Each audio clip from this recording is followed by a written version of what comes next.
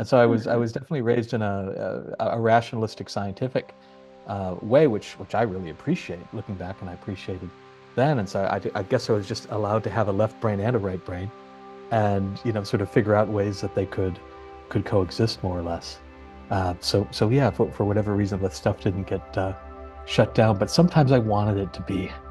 Uh, when you're a 5-year-old, you'd rather, at least I did, would rather just go down and watch cartoons without having a deceased 58-year-old with a strange deformed face, coming into your bedroom, maybe asking for your help and and so luckily I had my own sort of therapeutic avenues that helped me deal with it. I was a big fanatic of the Ghostbusters film.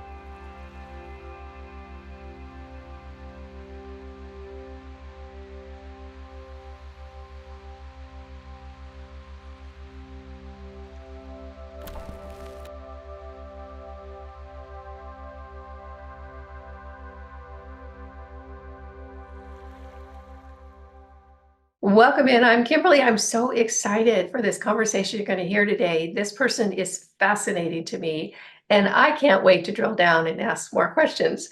Before we get started, if you're enjoying this content, make sure you click that subscribe button and hit the notification bell so you don't miss any of our upcoming videos. And if you'd rather listen than watch, you can find us on Spotify, iTunes, and all podcast platforms. So look us up there in case you got a long drive and you want some interesting content while you go.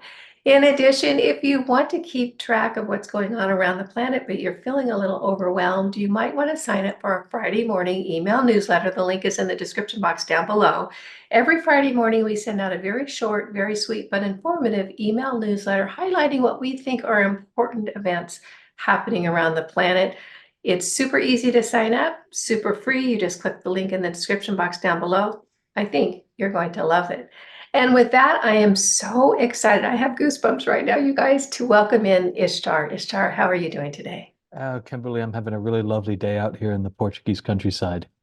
Oh my gosh, you're in Portugal. Take me with Yeah. you. Okay, please come over. I'll have to tell you, the energy right now is really, really good for me. And I'm so excited to start on this journey. Ishtar, I'm going to let you tell your story and I'll just kind of follow along. You have such an interesting experience and you do such unique work. Why don't you go ahead and start in with what you think is important, and I'll pipe in with some questions. Absolutely. Well, thank you for that, and thank you for the space to choose what I think is the most important element.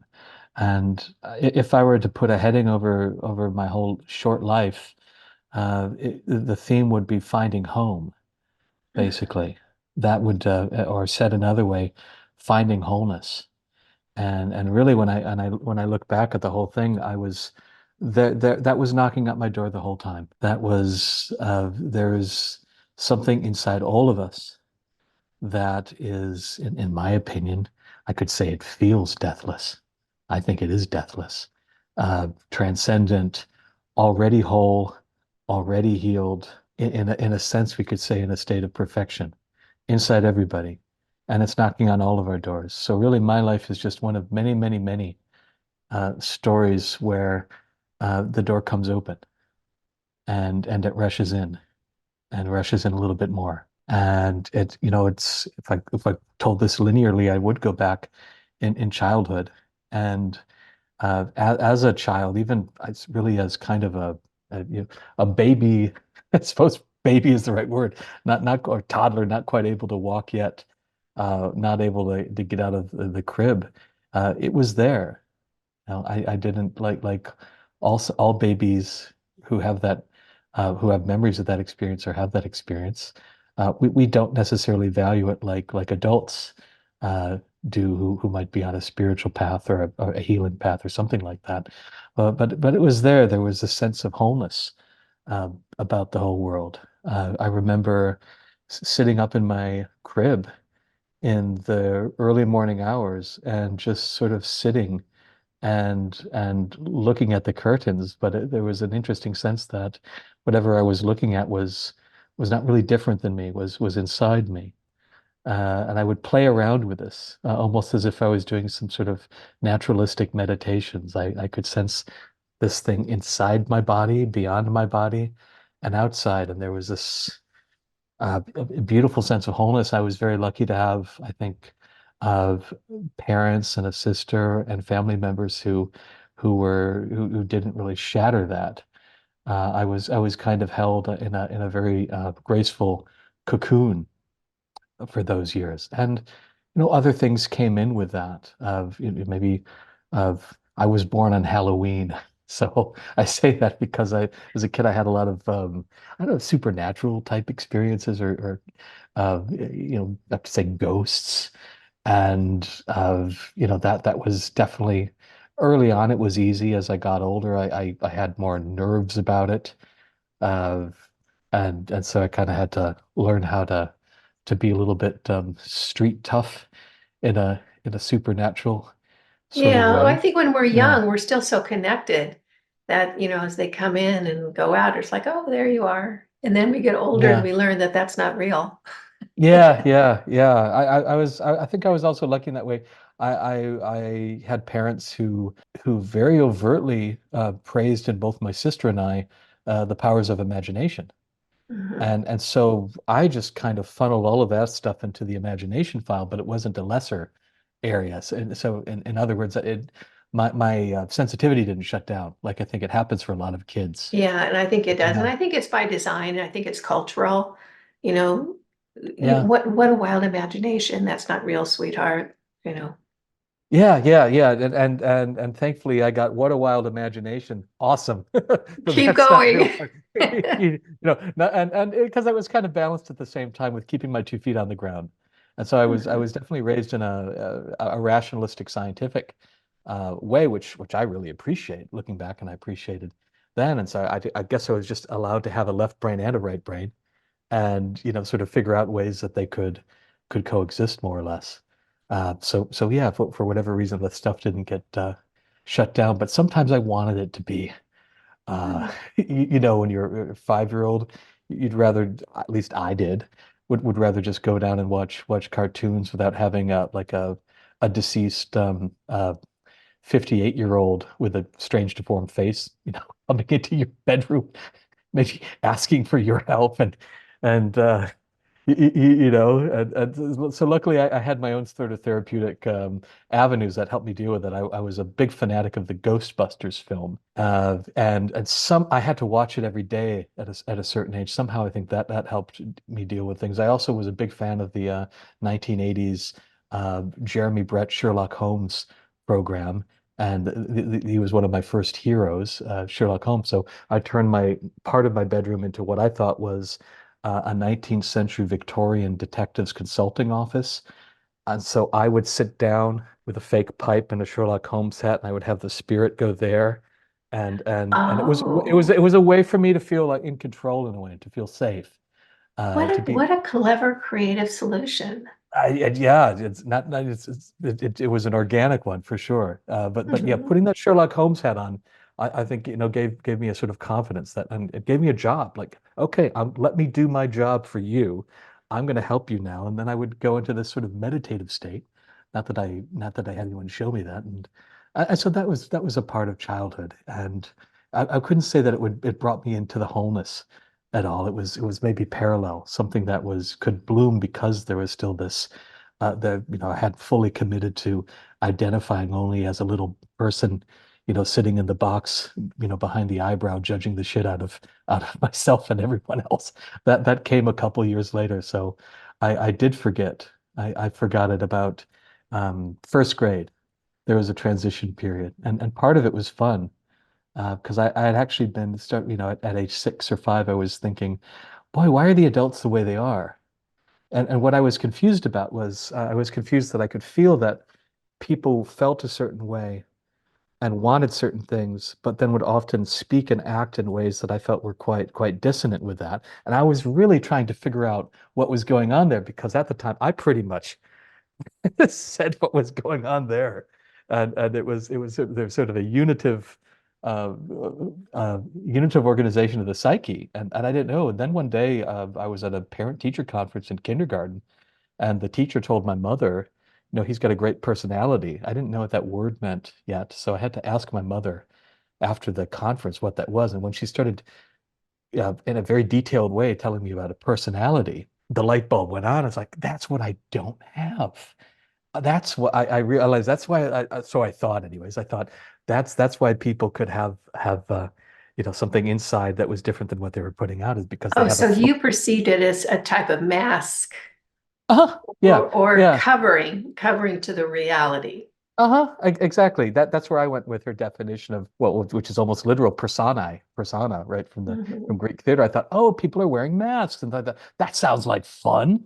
I think I had a natural theatricality about me, so I was like, I'm gonna, wear some masks. And so each day my mother would still, I was the baby of the family, so they kept me the baby a little bit longer, as they do in families. And so my mother was helping me with put my turtlenecks on as a kid getting dressed in the morning. My sister would disapprove or approve of my clothing choices and suggest edits, that sort of stuff that they do to the youngest. And so what I added was that like now I'm afraid of today I'm a person who's afraid of this because of this event. I was basically doing like a an actor's backstory sort of thing, and then at some point some persona I stuck, or that I don't even think I was self-creating most of it, and school was very difficult.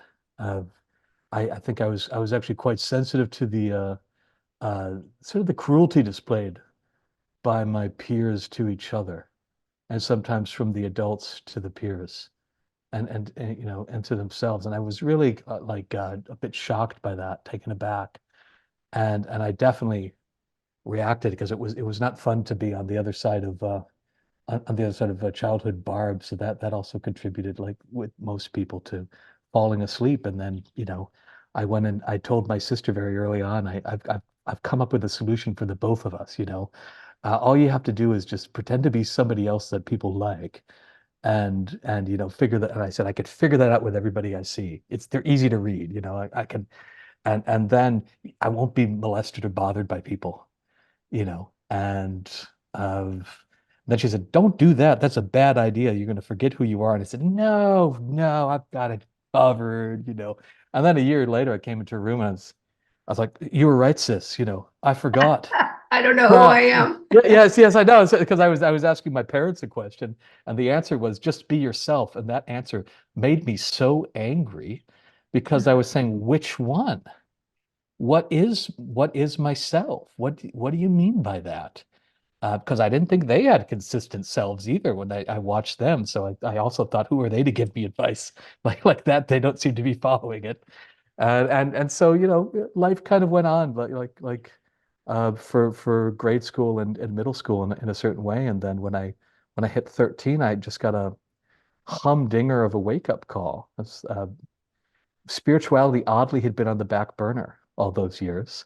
Anytime I'd pick up a Time Life book, those wonderful books from the 70s and 80s, they published say on like Tibetan Buddhist monks, or I saw them doing tumo practice, melting the snow around their bodies. And it would just, kind of invigorate me in a profound way, but I would just sort of, leave that experience, go do sort of kid stuff, ego stuff. And at 13, I think I'd basically mastered lying in a way. I mean, I wasn't a dishonest person by societal standards. In fact, I was quite honest, but by the standards of are you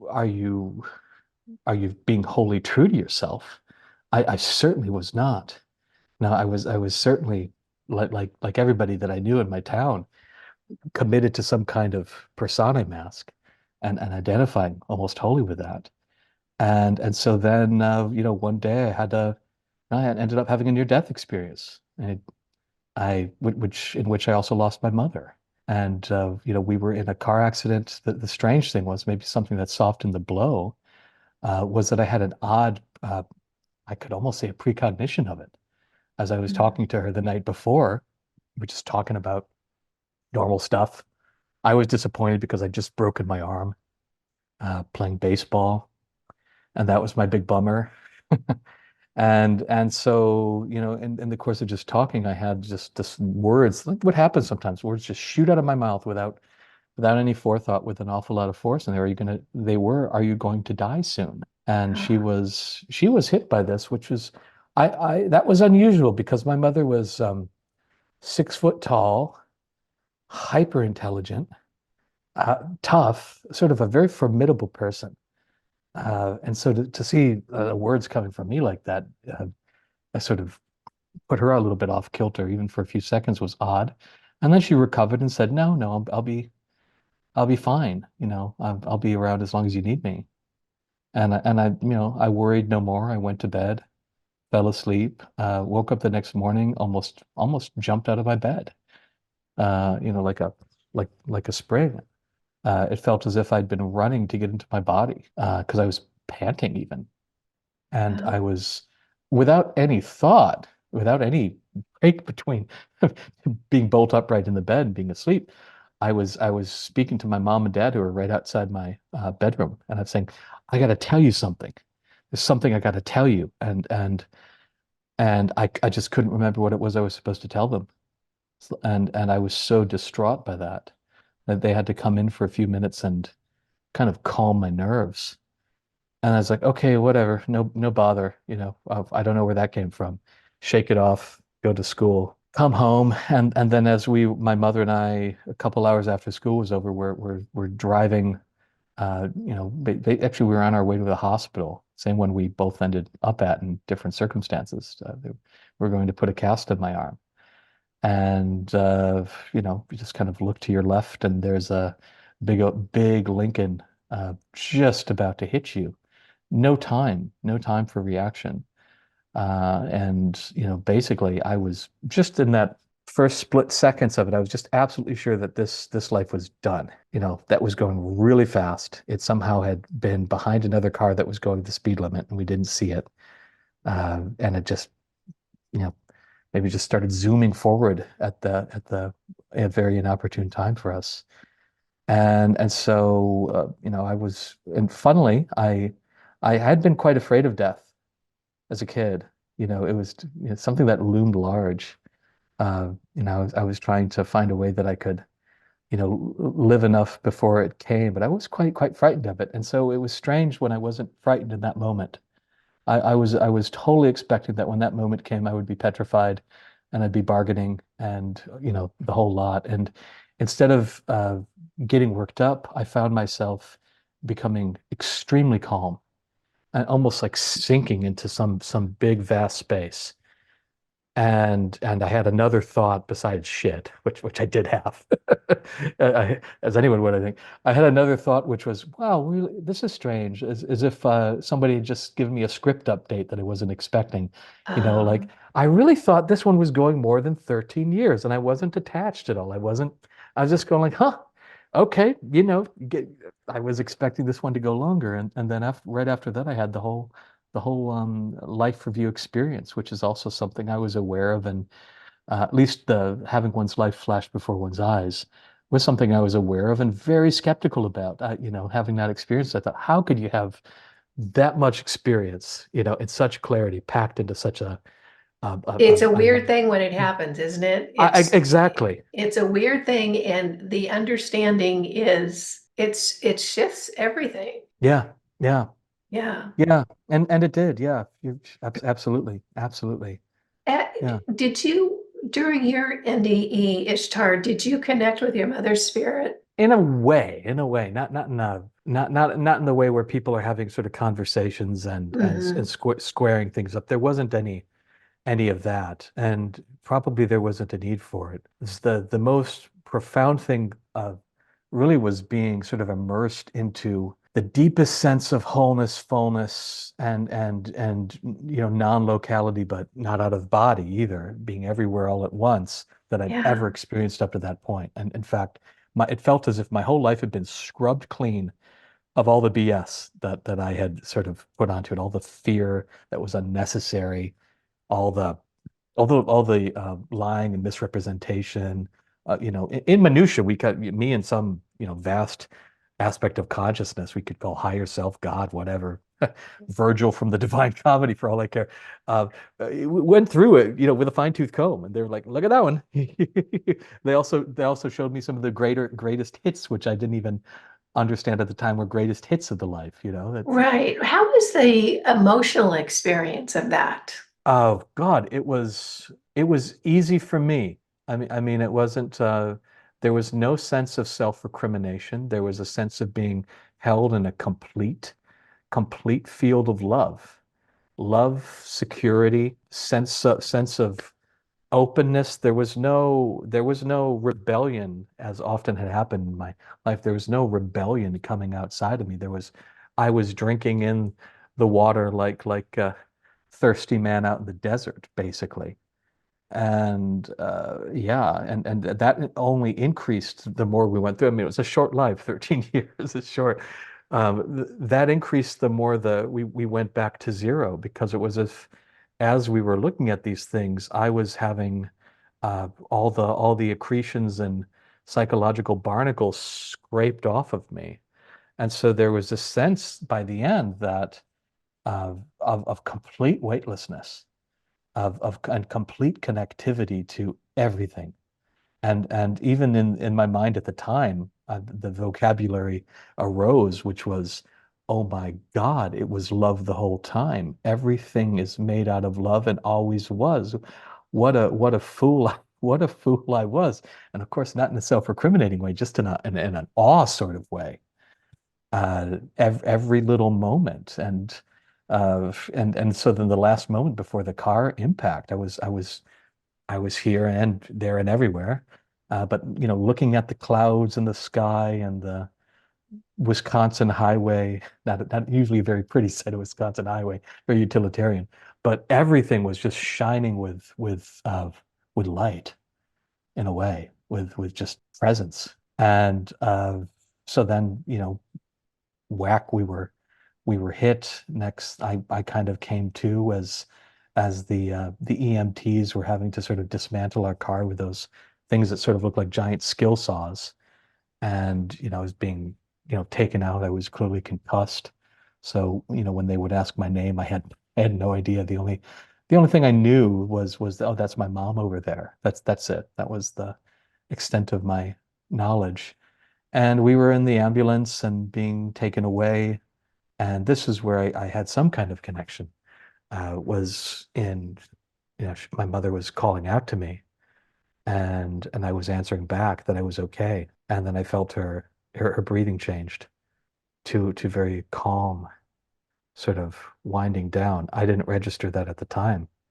I mean, I couldn't really register much of anything in that sort of way. But I had this thing that a lot of people that I subsequently read about, the people having in those situations where I was both in my body, looking at my eyes, with the head and neck strapped down, and I was seemed to be floating at the top of the ambulance as well, and in sort of a non-corporeal, non-local sense of presence. And when she was speaking to me, I also felt her connected to me, as if we were two distinct beings, but also in some way we had some kind of shared root of beingness.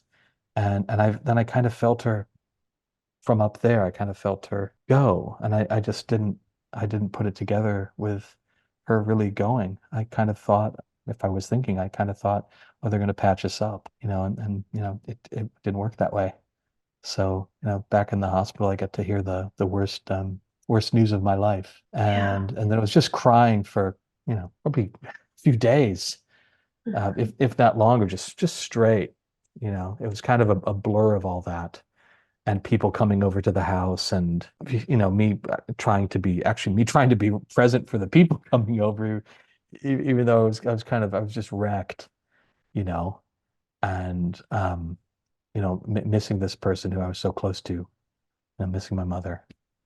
And then I went through the stages of grief that Elizabeth Kubler-Ross talks about.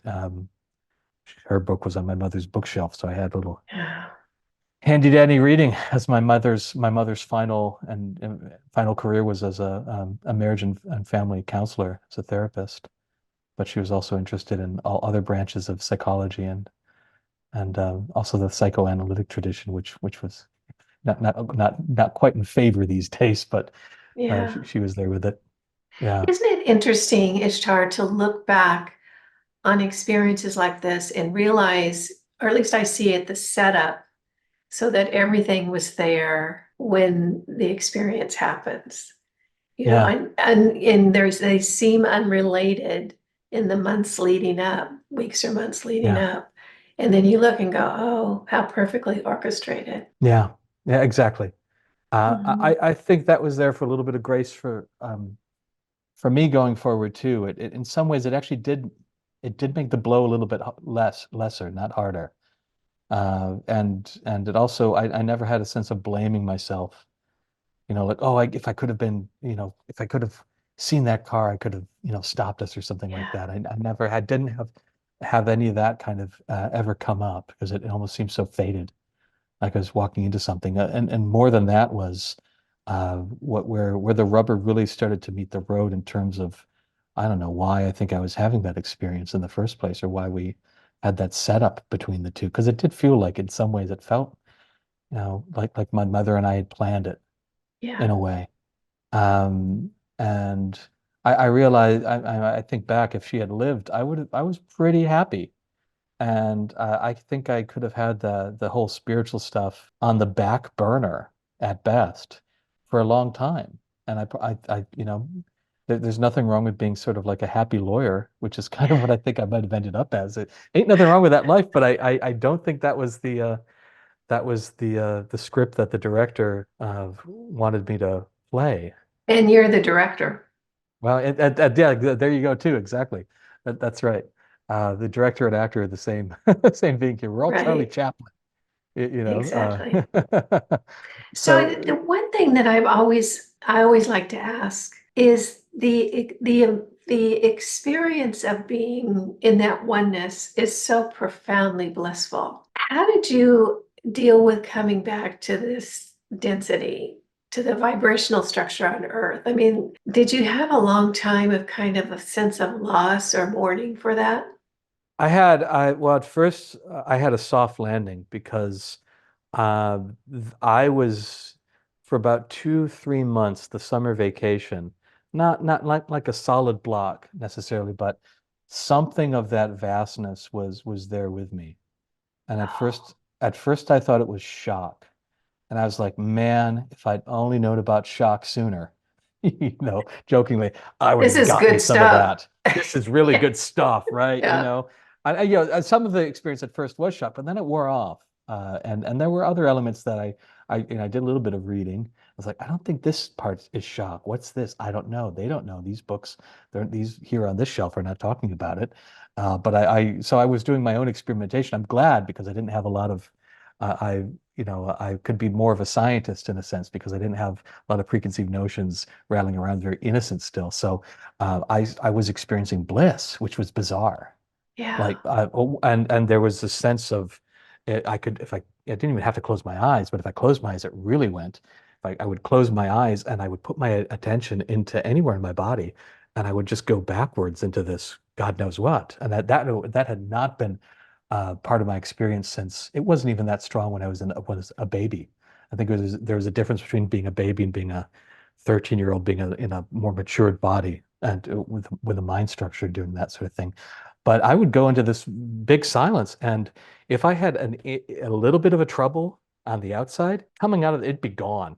It would be gone. I There was also anytime I would put my attention into that silent space that had opened up, I would feel joy or bliss or even ecstasy if I did it enough rising through my body and kind of going out the top of my head. And that was nobody had prepared me for that at all. I was also not afraid of anything, like anything. And that was very strange because it was the absence of the fear that made me realize that, oh my God, just 3 weeks ago or 2 weeks ago, before the accident, wow, I was terrified of life and I didn't know it. And I was walking around with all this baggage, and I was thinking, man, my life's actually been a pretty easy life. 13, Midwest, not too poor, not too rich, really good in the grand scheme of things. And yet, look at how much I was holding on. And then I realized, oh my God, I would walk around town in those early days, still very raw with this kind of fearless lightness, and I'd be with people and I would feel into them more deeply than I'd ever had before. I thought I was pretty intuitive and empathic before, which I kind of was, but nothing like what I was experiencing then. I was feeling like the psychological structures of adults, and I was like, "Oh my God, you're still a kid." Not in an insulting way in my mind, but I was just in a way like, "Oh my, I'm feeling the baby in there." Oh my God. Like and my heart would often think, you don't need to carry that weight, let it go. I wouldn't really say these things to people. I actually had an instinct to keep this process more or less to myself. But I would walk around town with a small town. You've known people for, even as a 13-year-old kid, you've like known everybody for forever at that point, as a small town. So, but then I was seeing everybody in completely new eyes, and everyone looked like often like I would see this. I mean, this is maybe idiosyncratic to my experience. So I don't want anybody to think they should have this sort of experience, but I was seeing people with this kind of golden energy, and it looked as if they were trying to struggle with all their might to keep it off of them. And I was like, what is this? And I sort of felt into it, and I was like, oh my God, we're all terrified of love. And so, some of these were, very clear. Some of them were half, sort of half formed thoughts. It was a lot to process, not in a bad way. It was just a lot to have a 13-year-old psyche with maybe another part of it that might be 3.5 billion years old coming Yeah. into the picture with like a grieving child, but at the same time, some kind of blissful somebody. And Mhm. it was all kind of mixed together. Yeah. Um, Having that kind of awakening as a 13-year-old, that's a big job. Maybe, yeah, it could have been. I had no words for it, of course, which maybe was helpful. I wouldn't think, oh, I wouldn't have thought like this is an awakening of some kind, It's Right. just like, there's nothing there, and so I was basically just having fun with the bliss and thought the silence was fascinating and loved really not being afraid of too much. I mean, loved it, and at the same time, I think I was also, still a kind of a sort of a dumb teenager. Not Mhm. that way, but still. And so I think it was probably good that that faded, but it was nice to have a soft landing where it Yeah. faded because I was returning to school to eighth grade. And somehow, I thought, oh, I'm going to try to pick up where I left off now. I'm going to try to sort of go back into the old flow of my life with what I thought were still my goals, as if I was just had this interesting 2, 3 month vacation. Now I was going to go back to work or whatever, go back to, being whoever I thought I was. And I had a lot of were my goals, middle school goals at the time happened that year. And it was very empty. It was extremely empty. And it became very clear that me trying to stuff myself into my old costume was impossible. And I struggled on for a couple of years, both for, in a way, myself and for my family.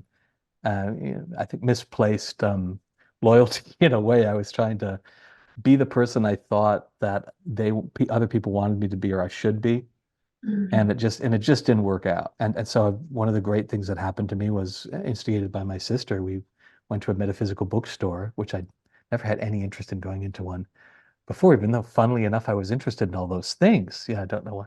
I just didn't. All I saw were incense and stained glass window and crystal things out in the front window, and I didn't I want any know. I of used to those. have the same thing and all the flowy clothes and all that. It's like, It wasn't my aesthetic yet. It wasn't my yeah. aesthetic yet. But so I went in as a dutiful younger brother as I was, and went into the back and picked up a book at random, and it had all these. It was outlining different experiences of Himalayan yogis, and I started reading. I was like, what? Because it sounded so familiar to the Yeah. places that I had been in, some months back.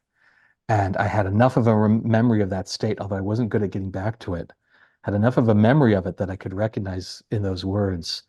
And I had tingles going up my spine, just like crazy reading this stuff.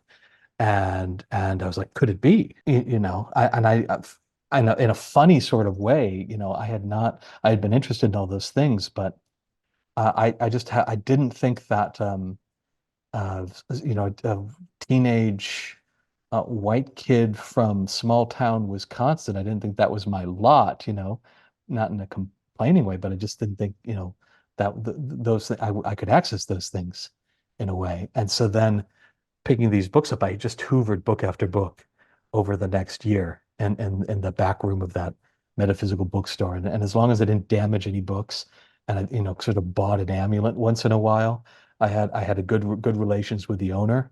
So I hope this was Yeah. actually kind of a tacit deal in my head, because I thought I was paying my rent by getting, amulets every now and then when I could get some money. And that was the start of a spiritual seeker, a very hungry spiritual seeker. And I spent the high school years sort of moving towards, I didn't know, but I was moving towards becoming a monk, basically. And Yeah. I was actually knew I had to do meditation. I just knew it from that word, but I was scared of it. And I thought this fear is interesting. That is Why? interesting. What do you think Yeah. was around that? Oh, I know exactly. Which I understood it. It was because I was and still am in a way. I was a person who felt who was a serial zealot, and I felt that if I'm going to do something, I'm going to do it all the way. Everything that I did was if I was playing, I was a drummer, so I would practice like hours a day. I loved basketball, so I'd do 4 or 5 hours a day when I could. I mean, I would just go hard in everything. I thought, what's the point if I can't put my whole self into it? That was my thinking, my wiring, right? So I thought, man, if I start meditating, God knows what I'm going to do with it. Well, I thought it was going to be completely inconvenience my attempts at controlling my life. And because I really felt inside me was a crazy monk, like down there. And it's like, oh, should I let that guy out? He's trying to get out. He's knocking on the door in there. And so I was trying to kind of do a halfway life where I could sort of feed him and keep him at bay and go to college or university like had And been still planned for me. participate in the world around you. Yes, Yeah. exactly. I thought like let's play it safe. Let's be smart. And not that I think a lot of people can do that and that's their path, but looking back, it was not mine. So Yeah. so I don't want to encourage everyone to go all the way with that, but it was for me. I had to do it. And so once I started, and let him out, I was like, oh my God, Jesus, this is Literally, Jesus. yeah, actually, in a way, yeah, I'd say so. Yeah, yeah. So one thing happened too. I was still in the point of making trying to have a half and half sort of life. Go to like Mhm. maybe a liberal arts college or University of Wisconsin-Madison or something like that, and maybe meditate a couple hours a day. I thought we could do that. And I was 17. I was right before my senior year of high school, and I was walking around in the Walmart. Why? I don't know, small town. And it came to me to ask the universe, like even out loud, where am I going to be about a year from now? And to my surprise, as soon as I uttered those words, a picture formed in the space in front of me. And it was extremely detailed, which these visions always were for me as a kid. And there was a narrator, and the narrator saying, "Well, why? In fact, you're going to be working in a mostly vegetarian cafe with a bunch of monks, many of whom wear all white. They'll start you out as the dishwasher, and then they'll train you in all the jobs up to becoming a head chef." And then the vision ended. There was a very clear That picture was of me. remarkably detailed. Oh no, yeah. That when these came, they would always be detailed. A few times throughout my life, it would be like that. And so just nothing this important. And there was a vision of looking out of a ticket window of a kitchen, and there was a wooden paneled wall with wrought iron fixtures holding hanging plants and a juice bar. And then somebody walked by. This was the vision. And I thought that seems completely unlikely. Like thanks universe for telling me that. I don't think that's going to happen, so we just went on with our life. And one thing led to another. And I was doing a bunch of sort of concentration style meditation practices. I think really a mixed bag of different traditions at the same time, at 6 hours a day. As a senior in high school, getting up at 3 in the morning, taking a cold shower, doing meditation. I actually got very high grades that year, the highest that I'd ever gotten. I think I had like 126% at some time in my psych class because I didn't get anything wrong and I did all the extra credit. And it was just like I was putting in the least amount of study time but getting the highest results. And so I remember I had to write the essay for my English class, and because my policy was meditation first, schoolwork second. Otherwise it might get a little flim-flammy. And I said, well, I need to write this essay. And so I just sat down. I had about an hour to write it before I had to turn it in. And as soon as I sat down at the computer, I was like that scene in Bruce Almighty when he's answering the emails. I was just like, oh my, I was basically watching the words come out of the deep part of my consciousness. I was watching them saying like, wow, I'm really thinking of that. Like that's a really good way of saying saying this. Like that's really clear. It's one of the best essays in high school that I think I'd ever written up to that point. And I turned it in, and I think I was even honest about that to my teacher because I respected her so much. I just did this right now, so not in an egotistical But way, it's but kind of brilliant. I don't know. Yeah, I just like I was just hoping I didn't get like a D or something, like it was like a stinker. Mhm. And so I went that, but I knew I hadn't found my path, and so I was praying to be shown my path. I had just had this wonderful book, Autobiography of a Yogi by Paramahansa Yogananda come into my lap. I think from my soon-to-be brother-in-law. I'm not sure probably him. Anyways, reading that was like a sadhana experience in and of itself. I mean, I would open that book and things were happening in my heart. My heart was being transported into this just vast place. My mind was being stretched in a non-intellectual sort of way. And he mentioned about Babaji, with whom I was completely fascinated in this book. And he put a proviso in there that said anybody who prays to Babaji, will be heard. And I was like, really? Anybody? I was like, I'm sure I'm like a millionth in the queue here or whatever. But I just in my deepest meditation, I put out the desire. It's like, hey, whoever Babaji, if you are who you are and you exist, you'll know the effort I've been putting in, and I've been getting brochures from all these different monasteries, and none of them feel right. They don't feel like they're where I'm supposed to go. Could you help me? Help me find my path, my particular path. And to my surprise, I had this sort of sense of something being put into the top of my head, not in an invasive way, but in the same kind of blissful flow of like a honeyed flow sort of way. And then there was sort of a musical frequency and like a pitch, and I was told, pay attention to this pitch, because the next time it comes around, that'll be your breadcrumb, that'll be your clue. That was the actual word.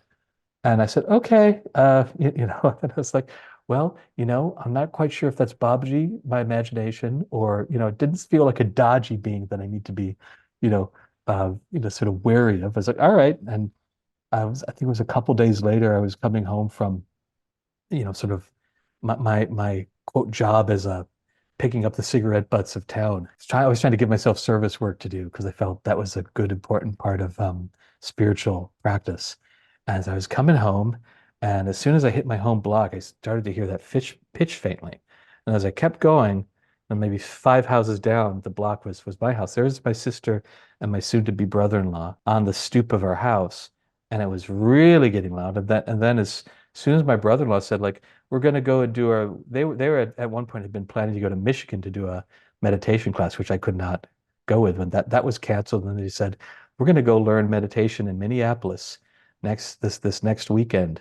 Some extra monies showed up in my bank account. I'm not quite sure that was true or not, but uh, and I think it's for you. Do you want to come? I found myself just saying the yes just did itself, and that pitch was there. I was still skeptical of this because I always think, I was raised a skeptic, as all the crazy things I say in these podcasts. I was still very skeptical, and I went, and that was it. I went 45 seconds into their rather strange prayer mantra meditation. It was as if this music that I'd been hearing in the background my whole life, in a way, something that I'd been flirting with, was all there.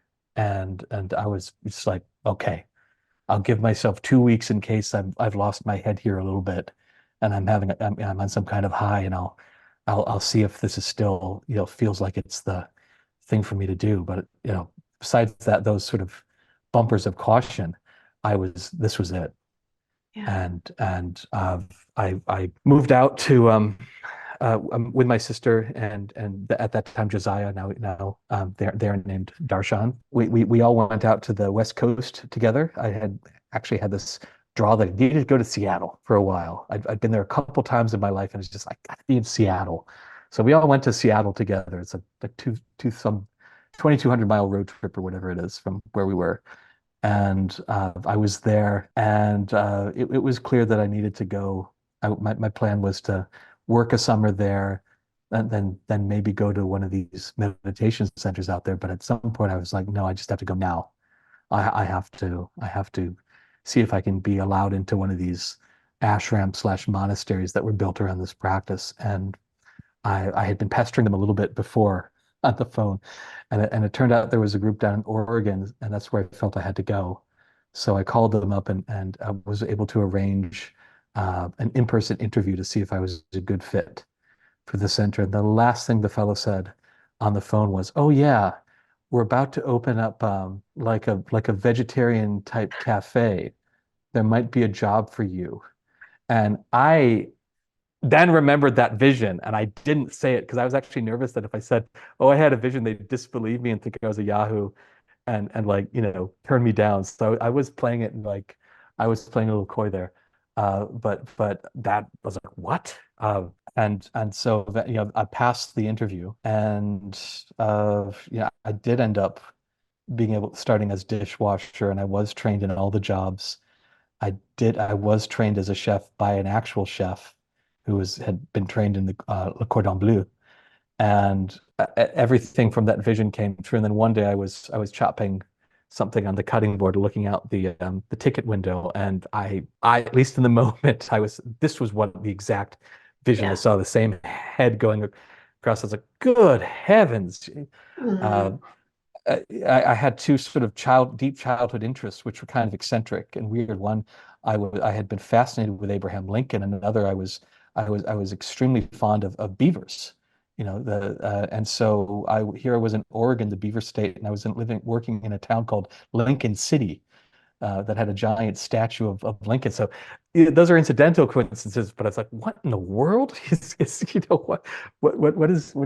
really being piled on thick here. Yeah. And yeah, so uh, that was lots of weird and wonderful things happened in that cafe. I was allowed to, they were very generous. They allowed me to do a work exchange in advance for a 6 month, in retreat meditation program where I'd be, doing absolutely nothing but, meditating 10 to 12 to sometimes 16 hours per day, for 6 months. But I had 18 months of work ahead of my course. And just in that time before the course, I felt like I did a course. And I found the silence again, Yeah. which that was my goal. They said, now try to find the silence, but don't try to find the silence. Zenish stuff like that. Don't do Yeah. that. And Go the do young it, but teacher, don't try to do it.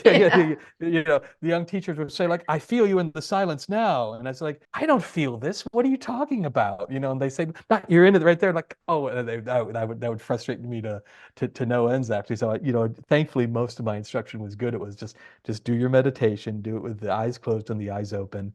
And if you need to express something, if you have some stress coming out in the process, then grab one of us and share, and we'll be your neutral sounding board, basically.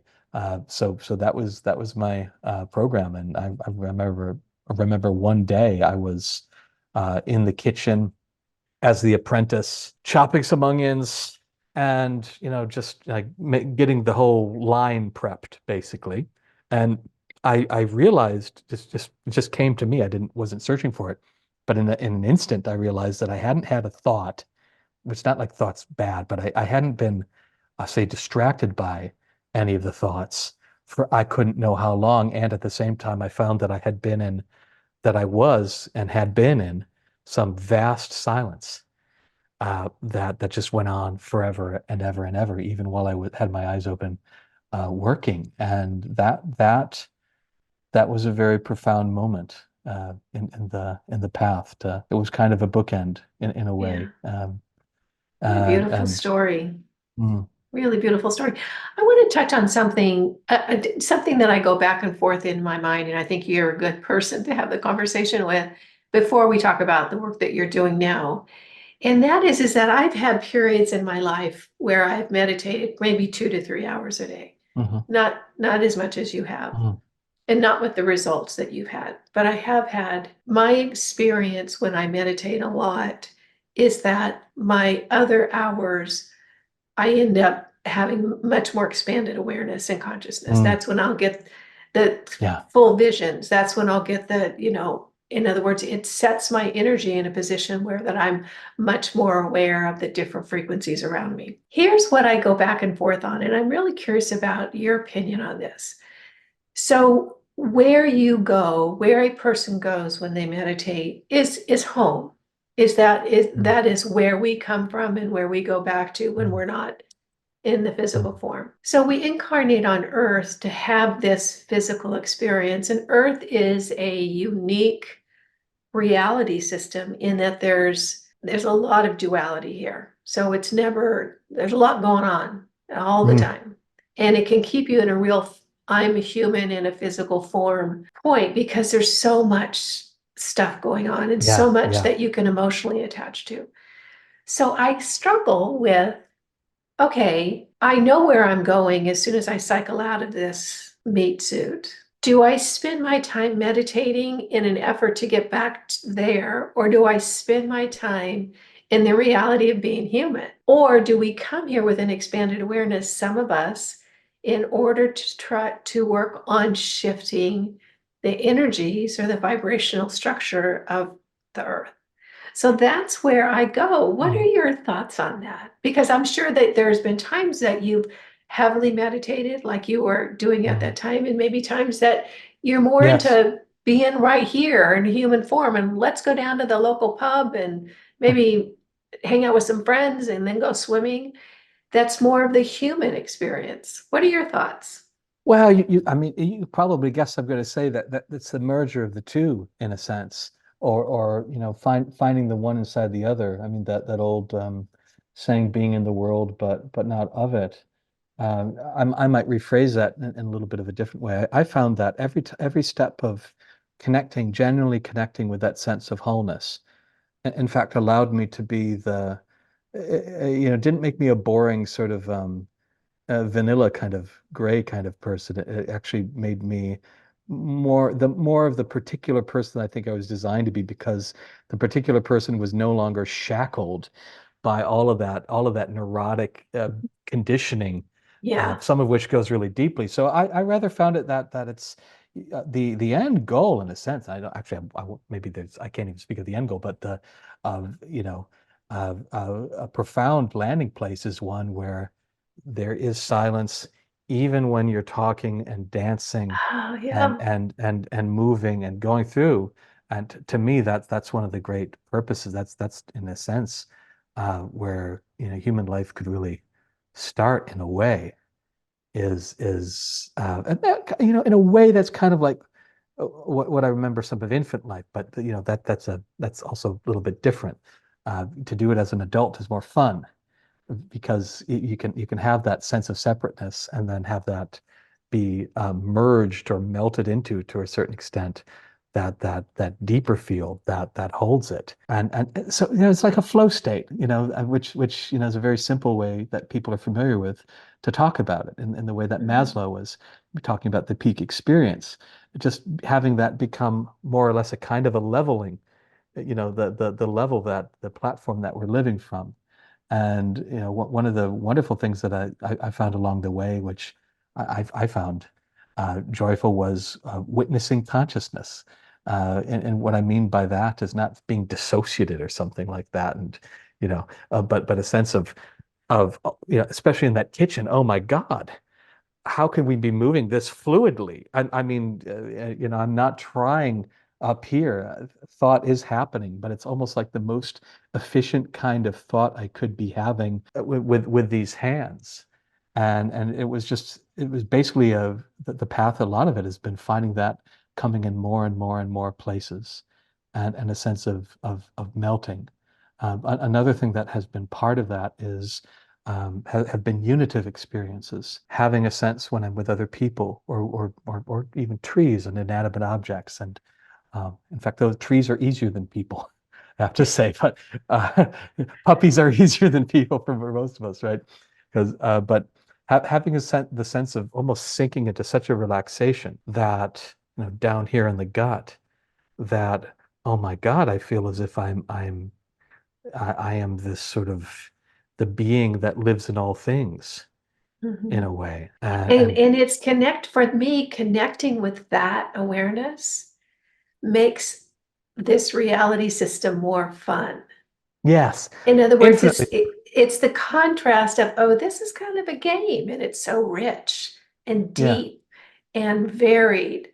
And it takes away the neurotic drama, at least for yes. me, and makes it kind of like, oh, what's going to happen next? Yes, and for that I also love using the wave in the ocean analogy, which is a tried and true one, and it's a sense that when I was cut off and suffering, I only thought I was the wave, and I thought I was this wave that lived in a world with a bunch of other waves and we're all competing, and your body's really frail and could die and anything could happen. Oh my God, like that's rough. But as soon as the wave starts to touch the ocean, it's like, oh, things like maybe little by little, but still start to become easier for that wave. And at some point, it's like the identification is no longer that little person who lives behind the head or whatever. With enough immersions down into the ocean, little by little, that changes. The identification is rooted in that vastness. And it's not like people, can't turn around when their name is called or something like that. The two things merge together in a way. But yes, the wave has such an easier time being the sort of as eccentric as it was designed to be. Because in the ocean, the ocean doesn't care about peer pressure. The ocean no longer has the low self-worth that was, that we were conditioned by when we were 0, 6 months, a year and a half, 4 years. Those things have been washed out by the ocean, and then yeah, we get to be the people that we were meant to be, that we are Yeah, meant to be. The angel is freed from all the excess marble in that sense. So yeah, to me, it's that's a like the beautiful purpose way to to be put here. it. Yeah. So tell us what you're doing now. Tell us about your work now. I just want to say before we go there, this conversation's just been wonderful. I loved it. So thank you. Oh, yeah, thank you. When we're Mhm. talking about things I find more interesting, which is Yeah, which is good. me too. Yeah. Yeah. I think most of my main work is I sort of teach people how to engage in activities that take that excess marble off of that inner angel, Yeah. just from different angles.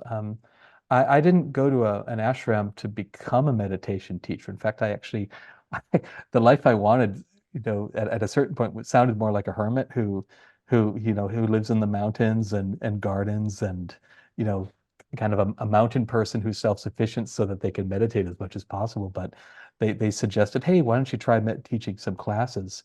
Maybe you'll like it. You'll certainly probably grow from it. And I said yes, and I was hooked. I really enjoyed teaching meditation as a craft and as a trade. So at this point, I've been doing that for about 20 years, and so that's sort of the oldest bits of my work. Recently, well, God knows now, 10 years is 10 years recent. I'm not sure. But for about 9 years, I've also been working as an astrologer and an intuitive, which that was another line of work I wasn't expecting to do. Again, I was sort of raised skeptical, and even as I found as a child, the descriptions of, say, the Scorpio psyche to be rather accurate to me. uh, Pros and cons. I wasn't really I didn't think I was ever going to be an astrologer. That didn't interest me. But about 9 years ago, one thing led to another. And usually when my wife tells me I'm going to do something soon, she's usually right. She's got a knack for that. And so for me, I do astrology not as a fortune teller, but my practice and usually what people are booking me for is I'm basically singing I find the chart to be like a piece of sheet music. And I find people to basically their souls have a song, or we have multiple songs in there, or Mhm. myths, like a mythic music. And basically I like to the best that I can, tune into that and express through language the mythical music of people's souls as a way of kind of retuning them, especially to uh, things like life purpose and dharma, and different, maybe how their spirituality wants to show up.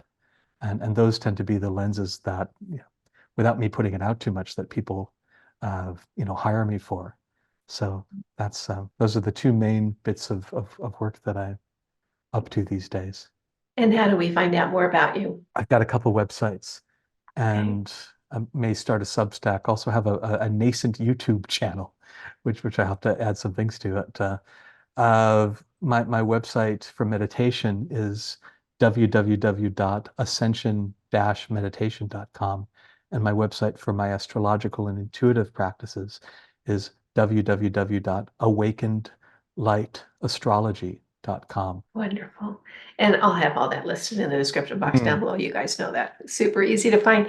This conversation has been so delightful for me. I enjoy your energy so much. That's what I'm going to take away from this mostly is your Mm. energy. So thank you so much for your time today, Ishtar. You're completely welcome. This was a joy, absolute Yeah. joy. Yeah. Thanks for joining us, everyone. Bye-bye. I hope you enjoyed this video. Coming up next, this is a good one, or you might really like this one too. Either one of them could be perfect for you. Before you leave, don't forget to subscribe.